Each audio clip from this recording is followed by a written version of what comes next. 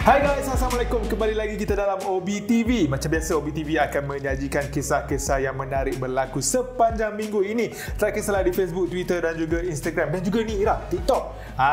Dan macam biasa juga Ira, kita akan berkongsi dua kisah yang viral. Story yang pertama, apa dia Ira? Story pertama mengenai kisah yang menyedihkan yang berlaku dekat Sri Lanka ni. Awak ada tengok tak? Dah tengok video tu, sedih Dan juga mengenai dua orang individu ternampak sesuatu yang menyeramkan sampaikan diorang demam. Sampai macam tu sekali ya? Sampai macam tu sekali. Kalau korang nak tahu, jom kita layan OBTV. Jom. Okey guys, untuk story OBTV yang pertama, macam mana kita tahu kan, situasi dekat Sri Lanka ni macam amat menyedihkan sampai macam tak tahulah nak cakap macam mana. Sebabnya tak lama dahulu turun dekat media sosial mengenai satu video di mana beribu rakyat Sri Lanka pecah masuk rumah presiden. Yes Ira, sebab saya pun ada tengok beberapa video serta foto orang ramai masuk ke dalam rumah presiden itu memang kelam kabut dan juga chaos. Mereka buat rumah tu macam rumah mereka sendiri. Bayangkan, diorang baring ke atas katil presiden mereka. Diorang tengok TV macam kat rumah diorang sendiri. Dan juga apa awak kata, diorang tengok view macam memang layan betul santai-santai, menikmati pemandangan. Padahal dekat luar tu ramai orang kan. Betul, tapi itulah yang terjadi dekat Sri Lanka sekarang ni. Dan sehingga kini keadaan dekat sana tu masih belum pulih lagi tau.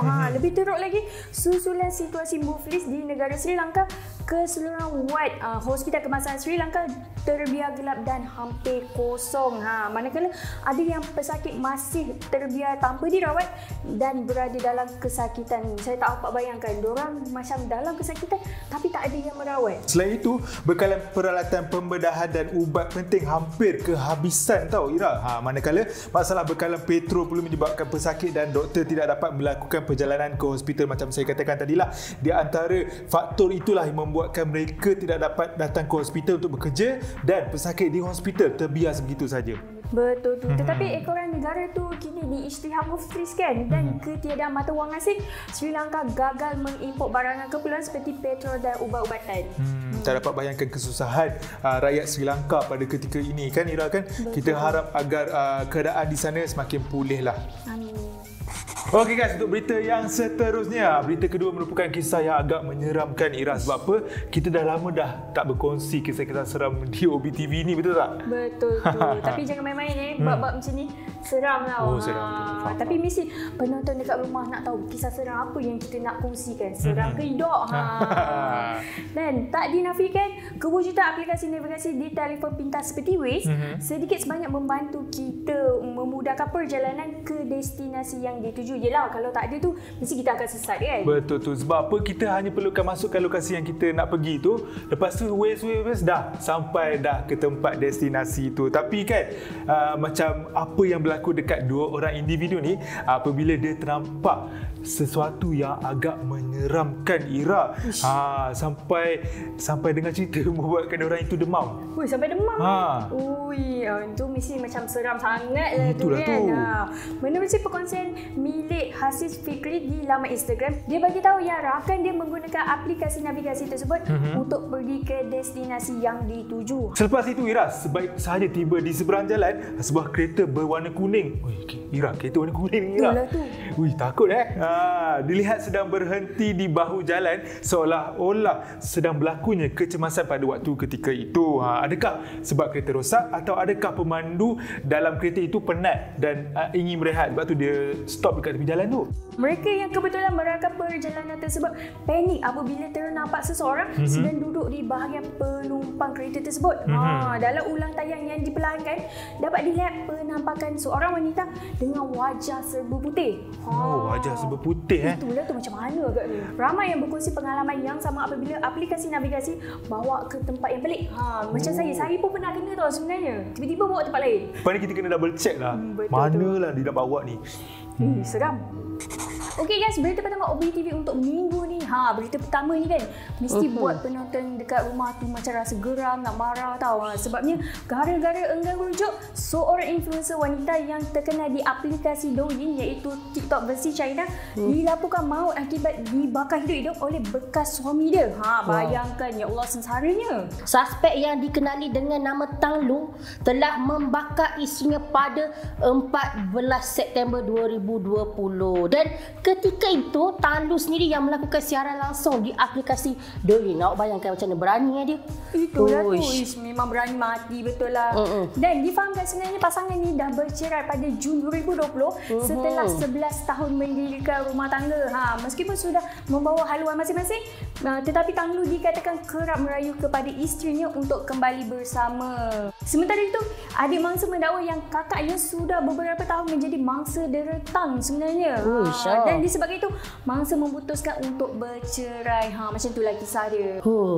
Kejam betul. Dan sesudah daripada isteri itu, masa yang berusia 30 tahun terus dikejarkan ke hospital dan didapati 90% badannya terbakar. Dan selepas 2 minggu bertarung nyawa, masa disahkan meninggal dunia, Ira. Suspek telah pergi ke rumah bapa mentuanya dan menyimbah petrol dan membakar bekas isterinya hidup-hidup ketika wanita tu sedang bersiaran live di aplikasi Douyin tu. Mungkin pengajaran yang kita boleh ambil dalam cerita ni, kita jangan biarkan perasaan amarah kita tu kontrol diri kita, betul tak? Betul. Sebab apa, kalau kita nak lakukan sesuatu hal tu kan, kita akan menyesal kemudian hari. Kalau nak marah tu, cuba kita sedaya upaya bersabar.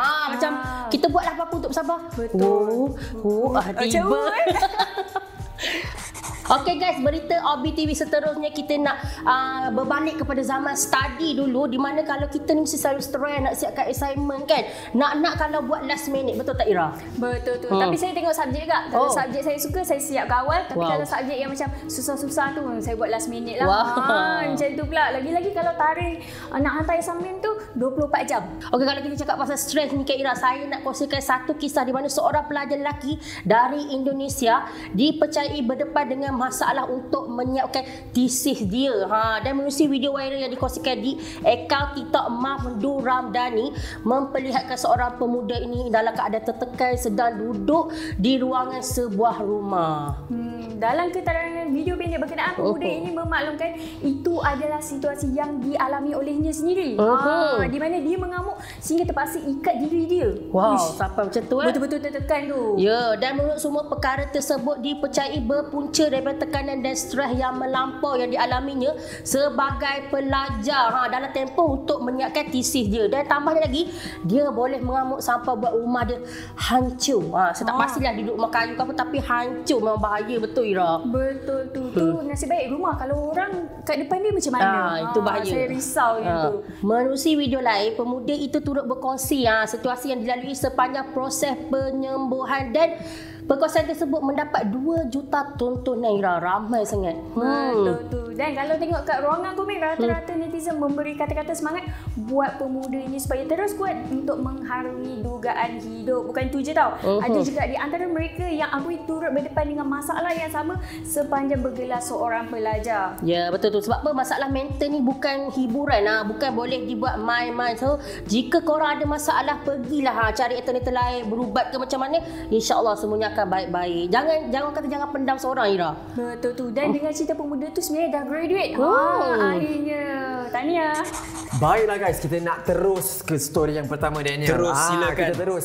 Siapa yang tak kenal dengan penyanyi hebat Ning Baizura? Saya rasa saya sebut je nama Ning Baizura, kita semua tahu. Tapi baru-baru ni nama Ning Baizura menjadi sebutan ramai gara-gara video dia tular di TikTok dan juga di Twitter. Di mana dalam video tu menunjukkan yang dia menyanyikan lagu Awan Yang Terpilu ketika melakukan satu show lah. Satu show. Dan sebenarnya apa yang jadi Dan? Cuba cerita. Baiklah, apa yang terjadi? Orang ramai mengkritik persembahan Ning Baizura dalam video tersebut. Mereka kata suara out, sumbang dan sebagainya. Tapi kita semua tahu Ning Baizura antara penyanyi Malaysia yang mempunyai suara, orang kata, yang boleh mencapai not tinggi itu dengan mudah. Dia sebenarnya membawa hampir 80 buah lagu Dan dalam masa 4 hari. Dengar tu. Banyak lagu dan dia juga bagi tahu yang dia menyanyi tanpa henti satu malam, setiap malam dia nyanyi dalam 2 jam. 2 jam tak berhenti, bayangkan tu. Penat. Itulah mungkin atas faktor keletihan Ning Baizura tak dapat perform macam biasa. Rakan industri Datuk Hatan turut memberi komen tentang video viral itu tau. Yes, dan kalau nak tahu kata Datuk Hatan, Ning Baizura memang seorang penyanyi yang sangat bagus. Dia tak menafikan itu. Namun dia juga tidak menolak kemungkinan faktor penat, mungkin keletihan tadi kan, yang menyebabkan Ning tak mampu memberikan persembahan dengan baik dan berjaya bolehlah menyanyikan lagu tu. Walau bagaimanapun Patch, apa yang kita boleh ambil dari isu ini, sehebat mana pun seseorang itu, dia tetap manusia. Betul. Kalau kita dengar terkucil sikit ni, dia takkan orang kata membuatkan Kak Ning Baizura tu jadi penyanyi yang tak bagus. Betul. Sebab kita semua tahu yang dia memang seorang yang bagus. Hebat, betul, saya setuju. Dan mungkin sebab dah terbawa dengan emosi kan pada ketika itu. Tak apa pun, saya tetap peminat Ning Baizura. Baiklah, berita yang seterusnya. Seperti mana yang kita tahu, tanggungjawab sebagai seorang ibu bapa itu amatlah berat, Patch. Segala apa yang mereka lakukan, mereka juga perlu memikirkan perihal anak-anak mereka. Ya, betul. Dan nak dijadikan cerita, seorang bayi perempuan berusia 9 bulan telah dilaporkan meninggal dunia selepas ditinggalkan sendirian di bilik mandi tanpa pengawasan ibu bapanya. Insiden yang berlaku ini berlaku pada 2 April 2021 yang lepas. Dipercayai berpunca daripada kecuaian si bapa Daniel James yang meninggalkan anaknya Leah Jade berusia 9 bulan di dalam tub mandi. Dan bercerita mengenai insiden yang berlaku, James mengaku yang dia telah keluar buat beberapa minit untuk sebenarnya menguruskan masalah bekalan elektrik di rumahnya di Queensland, Australia. Tapi lepas dia dah settlekan masalah bekalan elektrik tadi, dia boleh keluar sekejap menghisap rokok, untuk dia menghisap rokok dan sambil melayari aplikasi Facebook. Dan alangkah terkejutnya apabila dia melihat anak perempuannya itu sudah terapung di dalam bilik mandi. Dia yang panik, apa lagi Patch, dia terus call panggilan kecemasan. Menurut sumber, Leah dikejarkan ke hospital Hervey Bay. Namun, doktor telah mengesahkan yang mana kanak-kanak itu telah pun meninggal dunia. Dan akibat daripada kecuaiannya itu, Daniel dijatuhi hukuman penjara selama 5 tahun. Itulah Patch, setiap perbuatan dia akan ada akibatnya lah. Betul, dan ini juga satu pesanan untuk anda semua yang mempunyai anak di luar sana untuk tidak orang kata lebih berhati-hati dan cuba elakkan kejadian kecuaian ini dari berlaku lah. Betul, Patch. Itu sahaja Obi TV untuk kali ini. Kepada anda yang nak baca banyak lagi artikel-artikel yang menarik, boleh pergi ke www.ohbulan.com. Dan banyak juga video-video yang anda boleh tonton, hanya pergi ke YouTube Oh Bulan Official. Dan jangan lupa untuk follow akaun TikTok kami pun sama, Oh Bulan Official. Saksikan Obi TV setiap hari Jumaat, Sabtu dan Ahad jam 6.55 petang hanya di TV9. Saya Daniel Nawawi dan saya Patch Mono. Sehingga kita jumpa lagi, sila jaga diri. Assalamualaikum. Bye. Bye. Tuan suruh saya action, tuan tak suruh saya cakap.